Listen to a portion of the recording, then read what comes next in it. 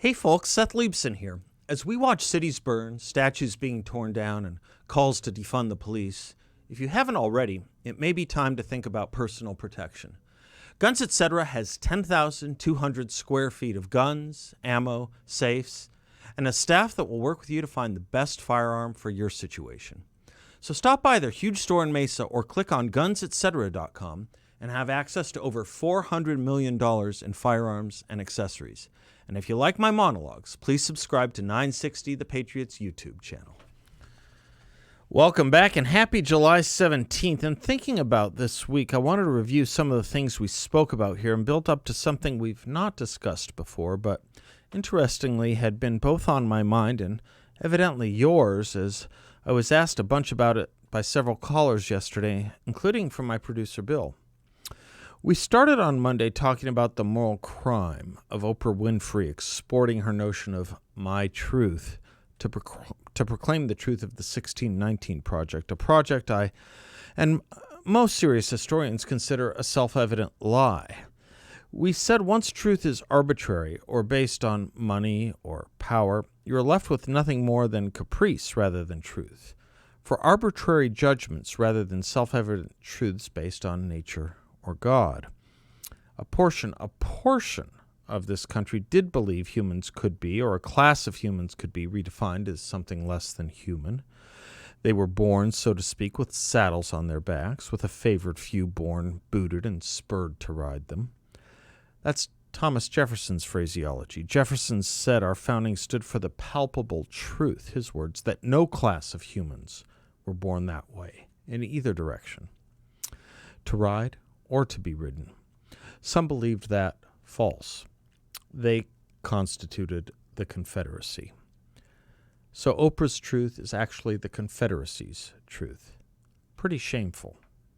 Having grown up in the country that gave to Oprah all and more anyone could expect from a little girl born in abject poverty to a teen and unwed mom in the Jim Crow South, because we are and were a country dedicated to the propositions that she should be able to do anything she legally wanted and could become, to the point of becoming one of the wealthiest people in the world, one of the most influential people in the world, she proved the theoretical with the actual, that this really is and was a country where dreams could and do still come true.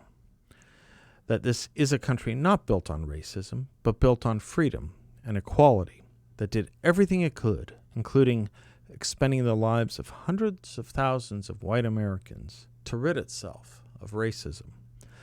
This now much older wealthy woman dispenses with self-evident truths, aligns herself with Confederate and slave-supporting ideology and history that proclaimed our Declaration of Independence a self-evident lie, and brings forward the notion of arbitrary truth.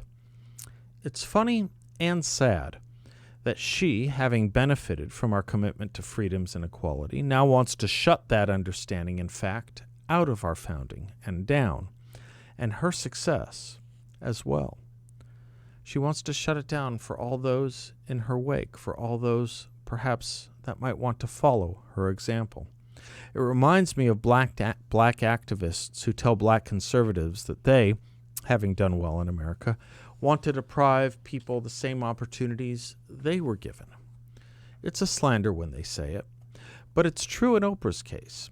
Kind of reminds me that the play Hamilton was just beautiful and fine and dandy when tickets were $800 or more, but once it became available for free on the Disney Channel, as it did so recently, so it could become accessible to all, then of a sudden it became racist. Of a sudden it became racist once it became common. When it was for the elite, it was fine. Just as all our institutions were evidently under good racial management when Obama was our president, and statues were all fine, and nobody thought to say our founding was in 1619, but once he left office, everyone's eyes were opened to just how racist all our institutions suddenly had become, including statues and dates from decades and hundreds of years ago.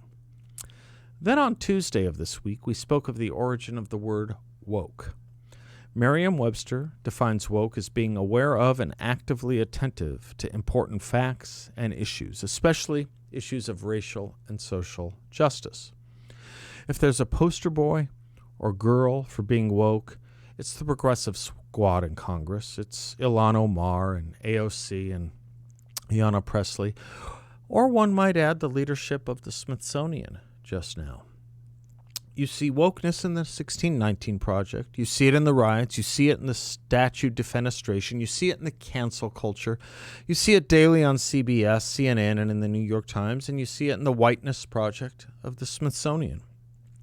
The word woke, as we discussed, actually first made its appearance in the New York Times in 1962 in an op-ed by one writer named William Melvin Kelly. The title of that op-ed, quote, "No Mickey Mouse can be expected to follow today's Negro idiom without a hip assist. If you're woke, you dig it." That was the title of the op-ed. Kelly was writing about an ad in the New York City subway. The oddest thing is what Kelly wrote in 1962 about his culture, the African-American culture, that of what he called the American Negro. He said despite some of those new words coming out of the African-American community at that time, the black man, quote, "wants to be completely accepted in American life. He dreams of living in a good neighborhood, driving a nice car, sending his children to a good school, making a decent living." He went on, quote, He realizes that anything which sets him apart will keep him apart," close quote. Of course, that in fact was the main goal of civil rights in the 1960s. Integration, mainstreaming into all of American life. Somewhere, somehow, that became no longer the goal, but the enemy. Integration transmogrified into and self-segregation. Judgments by race, then deemed odious, have now become de rigueur, at least to what we now have mainstreamed as woke. Consciousness raised. Black power came to be the norm. Are you aware of how odious the idea of race power or power of race was to the integrationist ethic, the ethic of the inventor of the term woke, even? Let me read you a quote from a little later in that decade, from 1966. Quote, "We've heard a lot of talk over the last few months of black power, and we've started hearing talk of white power. But I don't talk about black power or white power. I would prefer to believe in a kind of striped power, where black and white together we work to achieve the legitimate power that all of God's children must have to function in life. The fact is that there is no separate black path to power and fulfillment that does not intersect white routes." The quote goes on, "There is no white path to power and fulfillment short of chaos that does not share that power with black aspirations for freedom and human dignity. What we must come to see is that we are tied together, and every Negro is a little white, and every white person is a little Negro. All of our music, our language, our material, prosperity, even our foods are an amalgam of black and white. So the Negro needs the white man to save him from his fears, and the white man needs the Negro to save him from his guilt.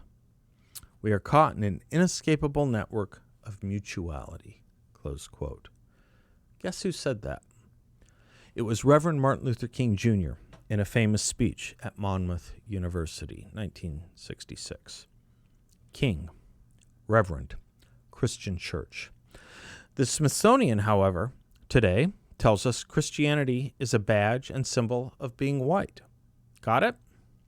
Oh, and those values of the inventor of the term woke, from the African-American writer William Melvin Kelly?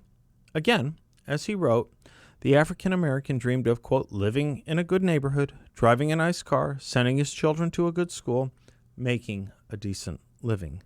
Those last two, to the Smithsonian, are badges and symbols of whiteness.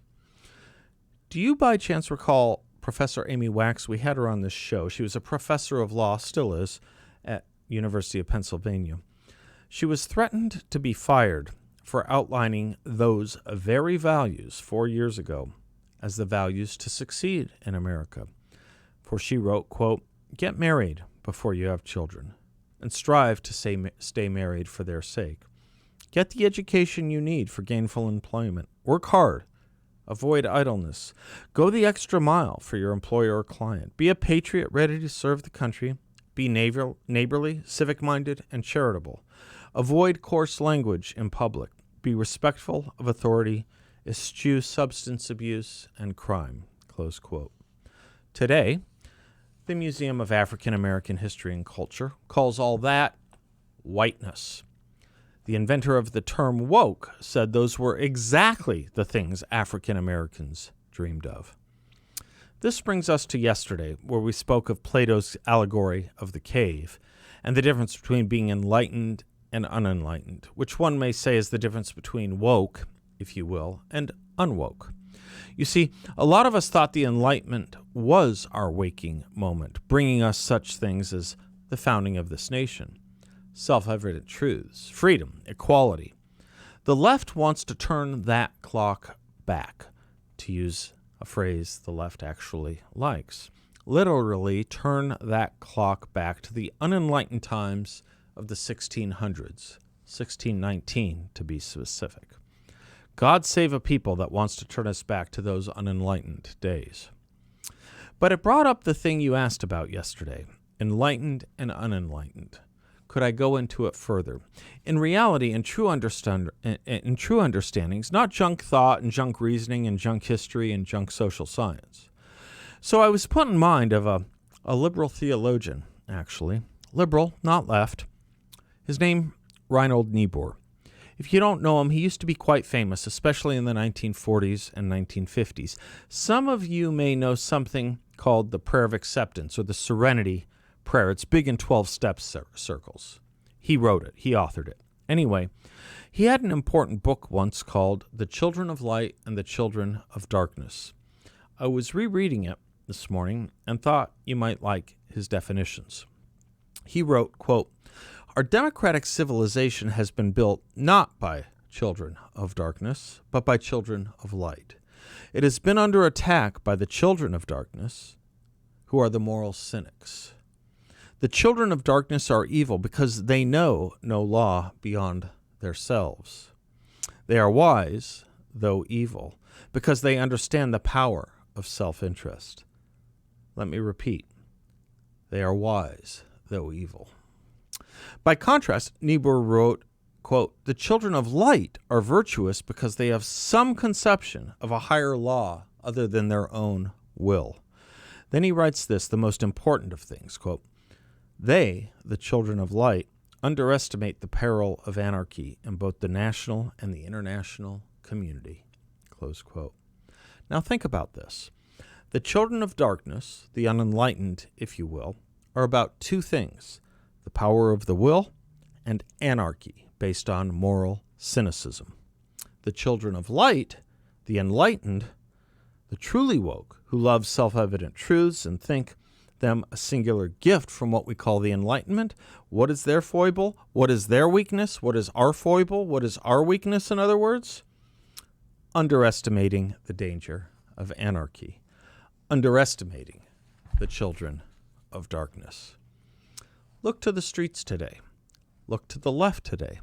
Look to the Marxist-loving professor the Smithsonian uses to teach about whiteness today. Look to the BLM movement. Look to the assault on everything we once thought of as enlightened. There's a word for it: anarchy. It is the opposite of enlightenment. It is the opposite of wisdom. And it's not something that threatens to return to us to the cave, as Plato put it. It's something that threatens to turn us back into cavemen. Don't underestimate it. Learn from Niebuhr. Learn from good history books. Learn to know what it means for adults to speak and teach rot. And don't underestimate the danger. A war can be taking place even if people want to hide from it or deny it. There was once a famous book titled While England Slept. Let's not see a book while America slept. Wake up. Be enlightened. Be woke, as it was originally meant, and not as the anarchists have perverted the term. There's too much perversion already, and it it never does end well. I'm Seth Leibson. The lines are open.